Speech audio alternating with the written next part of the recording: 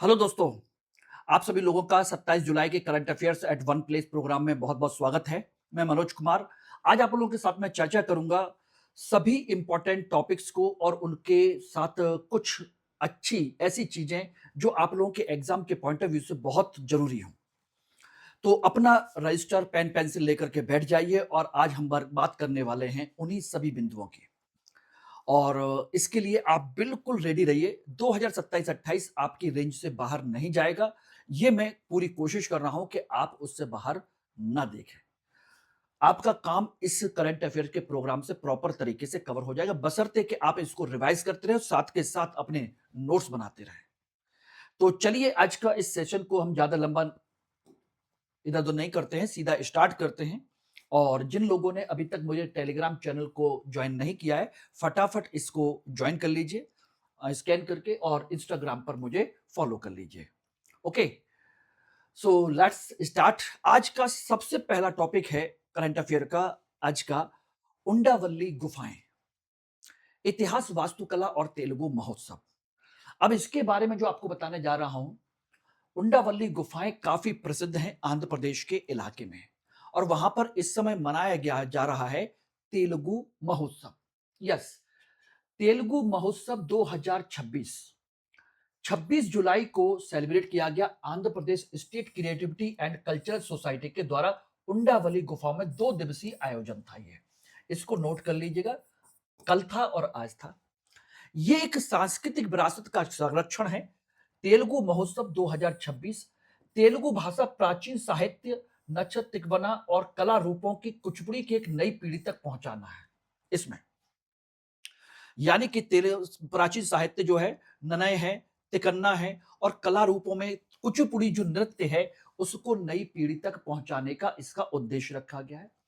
तीसरी सबसे बड़ी महत्वपूर्ण चीज है जो आप लोगों को इंपॉर्टेंटली इसको नोट कर लेना चाहिए, तेलुगु महोत्सव को या तेलुगु भाषा को ध्यान रखना, इटालियन ऑफ द ईस्ट कहा जाता है, क्योंकि तेलुगु भाषा के शब्दों का जो स्वर है वो वॉवेल पर समाप्त होने के कारण यह उपमा दी गई है। तेल इटालियन लैंग्वेज से काफी हद तक मिलता जुलता है, इस वजह से इसे इटालियन ऑफ द ईस्ट कहा जाता है। यह काफी इंपॉर्टेंट है। अब बात आती है कि यह सारा का सारा आयोजन कहां हुआ था। यह हुआ था आपकी उंडावल्ली गुफाओं में।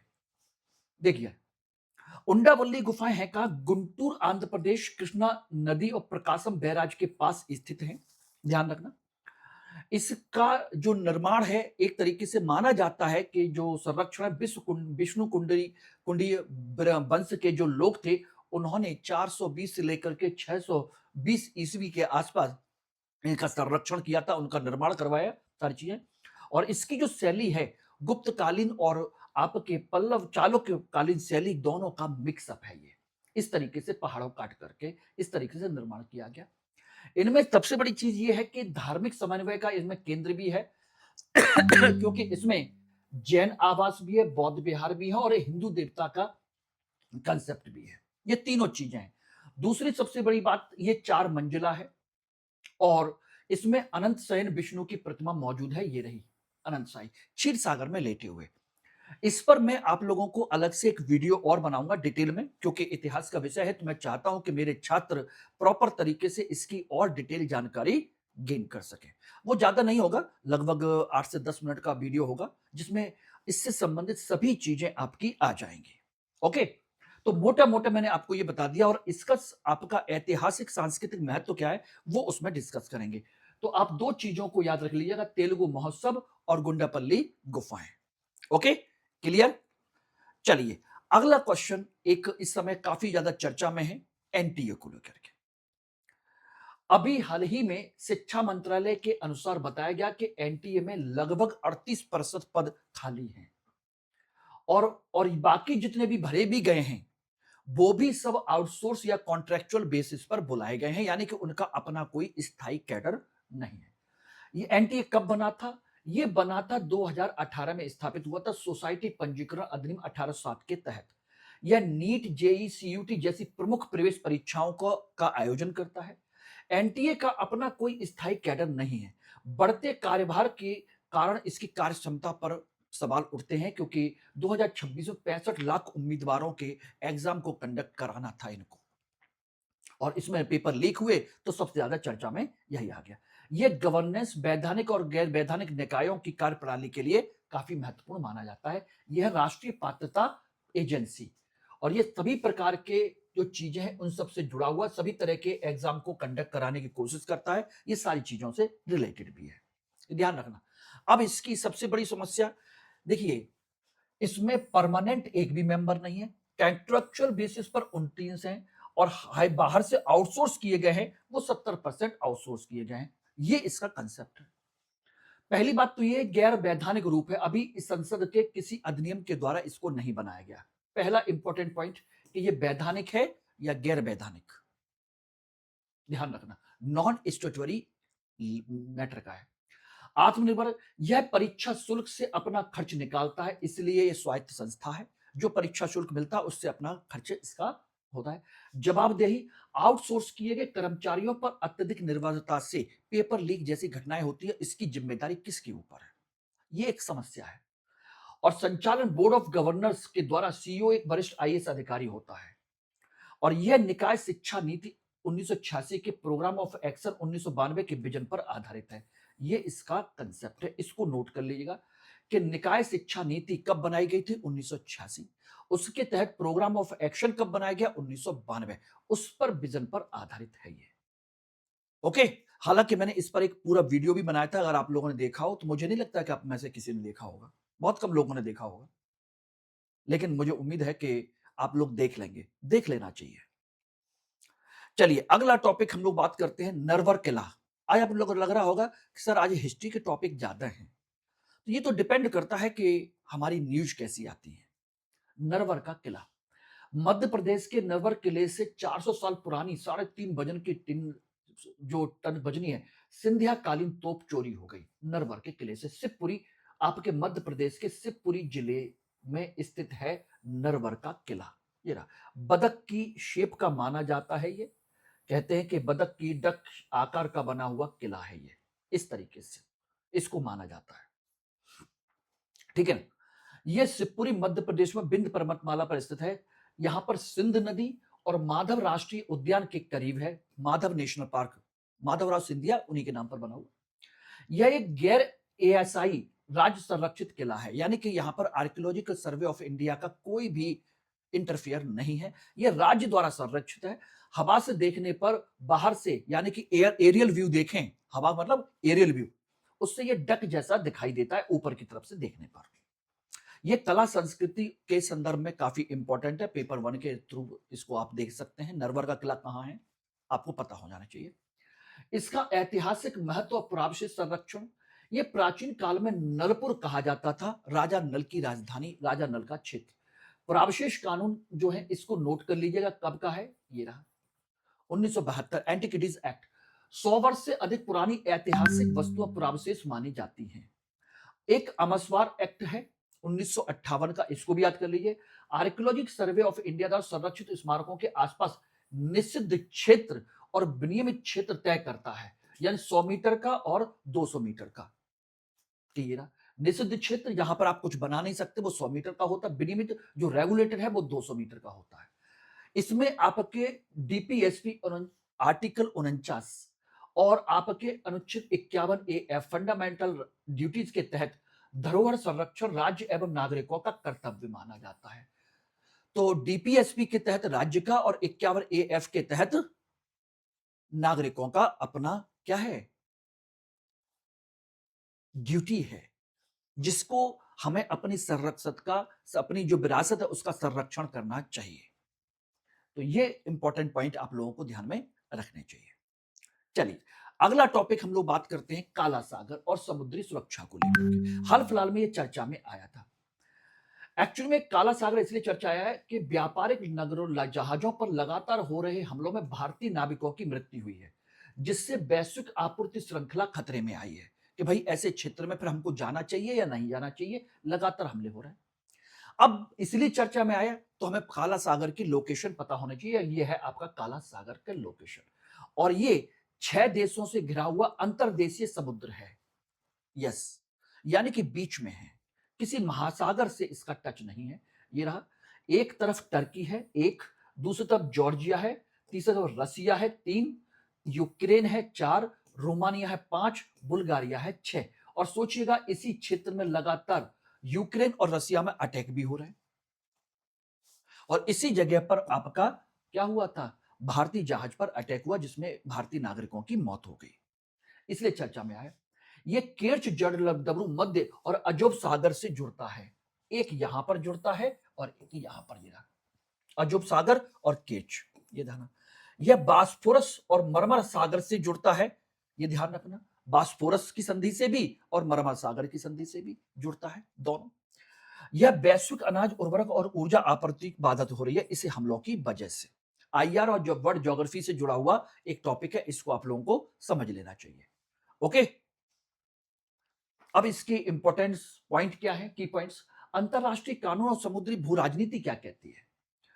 यह 90% गहरे पानी में ऑक्सीजन नहीं है, जिसमें पुरानी नावें सदियों तक सुरक्षित रहती हैं। ये ब्लैक सागर की विशेषता है, यानी कि 90% गहरे पानी में यहां पर कोई भी ऑक्सीजन का लेवल है ही नहीं, जिसकी वजह से पुरानी नावें जो डूब जाती है, कुछ भी हो जाता है, ये सोचिएगा ये बिल्कुल सुरक्षित रहती है, जैसी है वैसी है।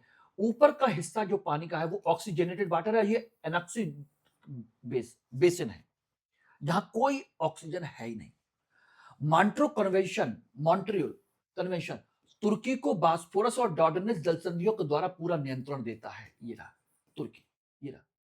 नेविगेशन की स्वतंत्रता क्या कहता है, खुले समुद्र में व्यापारिक जहाजों की निर्बाध गति की स्वतंत्रता प्रदान करता है अनक्लॉस, यूएन का लॉस, ये उसका कंसेप्ट है। नागरिक सुरक्षा, नागरिक नाविकों को निशाना बनाना युद्ध अपराध माना जाता है, और यह मुद्दा यूएन क्लोज के तहत फ्री नेविगेशन के सीधे उल्लंघन से जुड़ा हुआ है कि भाई इसमें इस तरीके से कैसे अटैक कर रहे हैं। तो इन पॉइंट्स को आप लोग समझ लीजिएगा, अपने आईआर के पॉइंट ऑफ व्यू से इनको नोट कर लेना, ध्यान रखना। और ये इसका जो पानी का जो कंसेप्ट है वो भी याद रखिएगा, इसमें ऑक्सीजनेटेड वाटर बहुत कम है। ओके एवरीवन, क्लियर हो गया, समझ लीजिए आराम से अच्छे तरीके से कवर करिए। और अगला एक इंपॉर्टेंट टॉपिक है जो आपके इंडियन इकोनॉमी और डिजिटल मार्केट से जुड़ा हुआ है, सीसीआई और ऑनलाइन प्लेटफॉर्म शुल्क, कंपटीशन कमीशन ऑफ इंडिया और ऑनलाइन प्लेटफॉर्म शुल्क। अब ये क्या होता है, देखिए भारतीय प्रतिस्पर्धा आयोग ने जोमेटो के खिलाफ शिकायत खारिज कर दिया, ये कहते हुए कि प्लेटफॉर्म शुल्क प्रतिस्पर्धा विरोधी नहीं है, प्रतिस्पर्धा को कम नहीं करता है, बढ़ाता है, कोई दिक्कत नहीं। सीसीआई के अनुसार ऑनलाइन फूड डिलीवरी एक विभेदित सेवा है, डिफरेंशिएटेड सर्विसेज है। रेस्टोरेंट और ऐप की कीमतों में अंतर पूरी तरह जायज है। कमीशन प्लेटफॉर्म और रेस्टोरेंट के बीच का एक व्यावसायिक अनुबंध का हिस्सा है। इसे डिजिटल इकोसिस्टम में टू साइडेड मार्केट मैकेनिज्म कहा जाता है। अब इसमें कहोगे सर ये है क्या चीज, देखिए ये बात आप अच्छे तरीके से जानते हो कि जोमेटो, स्विगी, इस तरह के इंस्टामार्ट, बहुत सारे आपके फूड डिलीवरी ऐप हैं। ये क्या करते हैं, आप फूड डिलीवरी करते हैं तो उस पर आपसे प्लेटफॉर्म शुल्क लेते हैं। कभी 2 रुपया, पहले 2 रुपए शुरू हुआ, फिर 5 रुपए शुरू हुआ, फिर 10 रुपए हो गया, अब 12 रुपए हो गया, अब 15 रुपए हो गया प्लेटफॉर्म, यानी कि आपके ऑर्डर करने का एक शुल्क लेते हैं। एक दूसरा एक काम और भी करते हैं वो, रेस्टोरेंट आप जाकर के खाना लेते हैं तो वो पड़ता है 300 रुपए का, वहां पर प्लेट 300 रुपए के हिसाब से लिखा हुआ है कि भाई उनका चार्ज है। लेकिन ये हो सकता है कि 350 या 360 या 400 रुपए दिखाएं, ये उसको भी लेते हैं। उसके अलावा तीसरा काम जो करते हैं जिसकी वजह से शिकायत आई वो ये है कि ये 360 रुपए ग्राहकों से वसूल लेते हैं, 300 रुपए का, और वहां से उससे कहते हैं कि भाई हम तुमको ऑर्डर दे रहे हैं, अब तुम हमें 300 से भी नीचे से दो हमको पर ऑर्डर का, क्योंकि आपके रेस्टोरेंट का प्राइस 300 रुपए है, तो आप हमें कितने का दोगे ये तय करते हैं। हो सकता है कि वो उनको 200-250 रुपए में ही देता हो। तो इस तरीके से इनकी कमाई हो रही है, इसी बात को लेकर के शिकायतें हैं, यही करते हैं, जिस पर कंपटीशन कमीशन ऑफ इंडिया ने कह दिया कि ये डिफरेंशिएटेड सर्विस है। रेस्टोरेंट और ऐप की कीमतों में अंतर हो सकता है, वहां 300 का या 350 का कमीशन ये जो लेते हैं कि हम तुम्हें इतने रुपए का डिलीवरी करवाएंगे, उसका इतने % कमीशन चाहिए। तो ये रहा प्लेटफॉर्म और रेस्टोरेंट के बीच का एक व्यावसायिक कॉन्ट्रैक्ट है, ये रहा। और ये डिजिटल इकोसिस्टम है, टू साइडेड मार्केट मैकेनिज्म माना जाता है। तो ये इनका है, इन दोनों के बीच का रिलेशन है, ऐप का और रेस्टोरेंट का, और पे करता है कस्टमर।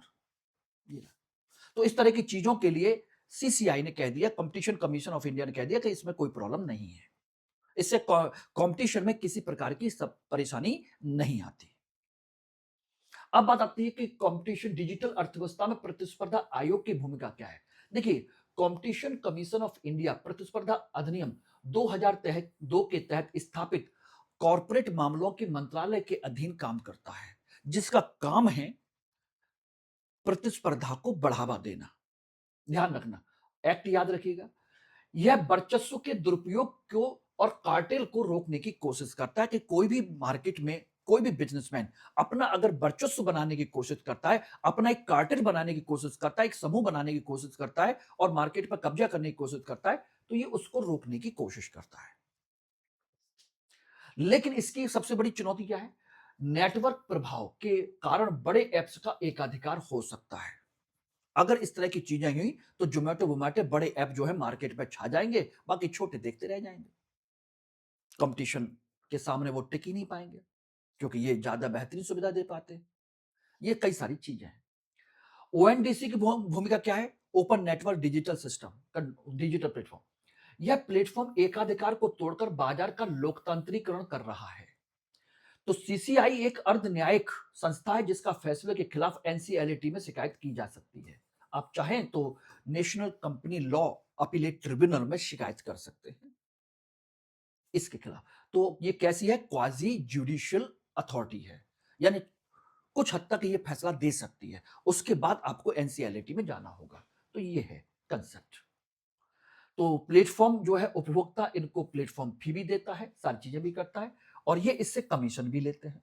दोनों चीजें, दोनों जगह से ये कमाई करते हैं। यस।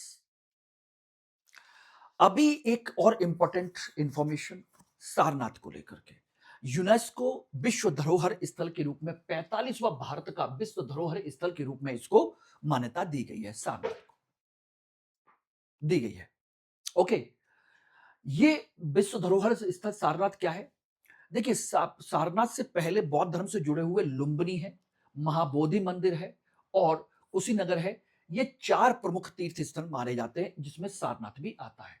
लुम्बिनी जहां भगवान बुद्ध का जन्म हुआ, महाबोधि मंदिर जहां भगवान बुद्ध को ज्ञान प्राप्ति हुई, यानी बोध गया, सारनाथ जहां पर उन्होंने पहला उपदेश दिया, और कुशीनगर जहां पर उनका देहावसान हुआ। ये चार पवित्र स्थल है। ये जो स्थल है जिसे हम धमेक स्तूप कहते हैं, ये वो जगह है जहां पर भगवान बुद्ध ने अपने 5 पहले ब्राह्मण शिष्यों को अपनी शिक्षा दी थी। धर्म चक्र प्रवर्तन का केंद्र है, पहला उपदेश यहीं दिया था और यहीं पर उन्होंने बौद्ध संघ का निर्माण किया था।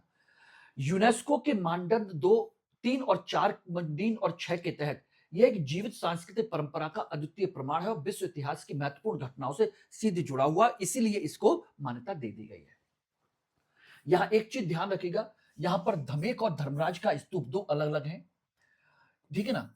धमेक स्तूप वो है जहां पर, ये वाला, जहां पर आपका क्या किया गया था? पहला ज्ञान यानी कि पहला उपदेश दिया गया था। और धर्मराज का स्तूप जिसे अशोक ने बनवाया था अपने लिए, यहीं पर आपके अशोक की ये स्तंभ, राष्ट्रीय प्रतीक भी, सिंह शीर्ष भी यहीं से प्राप्त हुआ है, जो कि हमारे राष्ट्रीय चिन्ह में लगा हुआ है। और 1600 वर्षों का निर्माण काल है, मौर्य काल से लेकर के पाल काल तक इसको निरंतर विकास हुआ, पालों के समय तक पूरी तरीके से। तो ये इसका एक इंपॉर्टेंट पॉइंट है, और इस पर भी मैंने एक अलग से वीडियो बनाने का प्लान किया हुआ है, डिटेल में 2500 वर्षों की अनसुनी कहानी सारनाथ की, पूर्व बुद्ध युग से लेकर के आधुनिक काल तक, कि कब कब क्या क्या हुआ, यानी कि बुद्ध से पहले इस जगह जगह की क्या महत्व था, यहीं पर क्यों मिले वो लोग, ठीक है ना। और एक इंपॉर्टेंट न्यूज और भी है, जो आपकी गवर्नमेंट स्कीम से जुड़ी हुई है, इंफ्रास्ट्रक्चर से जुड़ी हुई है। भव्य रसायन योजना, केंद्रीय कैबिनेट ने सतत रासायनिक उत्पाद और प्लग एंड प्ले मैन्युफैक्चरिंग के लिए नई योजना को मंजूरी दी है, जिसका नाम है भव्य रसायन योजना। केंद्र सरकार इसमें प्रति पार्क 1000 करोड़ रुपए का अनुदान देगी। कुल मिलाकर के 3030 करोड़ का कंसेप्ट है। मेजबान राज्य को 500 करोड़ रुपए का योगदान देना होगा, यानी कि 1000 करोड़ रुपए सरकार देगी, 500 करोड़ रुपए राज्य सरकार देगी। और रासायनिक क्षेत्र में इसके माध्यम से 50,000 करोड़ रुपए तक का निजी निवेश आकर्षित करने का लक्ष्य है। 5 वर्ष में 3 मेगा पार्क बनाए जाएंगे इसमें भव्य रसायन योजना में, 5 साल में, जिस पर 3000 करोड़ रुपया केंद्र सरकार और 500 करोड़ रुपए राज्य सरकार काम करेगी हमारी रासायनिक गतिविधियों को बढ़ावा देने के लिए। अब इसमें की पॉइंट क्या क्या है देखिएगा।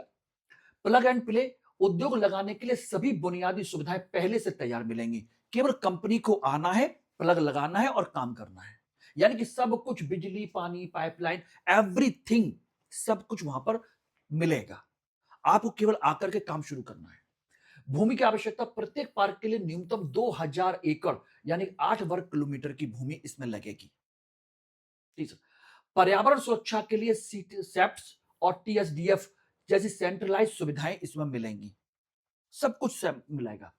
और लॉजिस्टिक्स, बिखरी हुई फैक्ट्रियों की तुलना में यह मॉडल 20 से 30% माल भाड़ा लागत को कम कर देगा।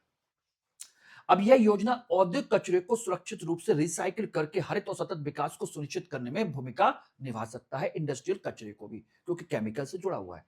भव्य रसायन योजना भारत के वैश्विक जो धर्म संबंधी लॉन्च भव्य रसायन योजना है, भारत को वैश्विक केमिकल हब बनाने के लिए गेम चेंजर साबित हो सकती है। ये रही बिखरी हुई इकाइयां अलग अलग हैं, क्लस्टर पार्क एक ही जगह पर सब कुछ है, कम लागत, पर्यावरण सततता और एक ही जगह पर सारा कुछ। ये है आपका कंसेप्ट कुल मिलाकर के। तो आज मैंने इतने टॉपिक आपके इसमें कवर किए, 7 से 8 टॉपिक हैं, ये इंपॉर्टेंट थे, तो मैंने सोचा कि पहले इनको कवर कर दें। हालांकि आज मुझे इसमें कुछ नया इनिशिएट भी करना था, बाद में मुझे ध्यान आया, लेकिन तब तक मैं लेट हो चुका था। लेकिन वो इनिशिएशन कल से स्टार्ट हो जाएगा, पक्का, डेफिनेटली। इसके लिए मैं सॉरी बोलता हूं। जो मैंने बोला था कि स्टेट पीसीएस के पॉइंट ऑफ व्यू से भी कुछ इंपॉर्टेंट चीजें मैं इसमें ऐड करूंगा, छोटी छोटी छोटी छोटी करंट की चीजें, जिससे कि आपकी बहुत सारी चीजें तैयार होती जाएं।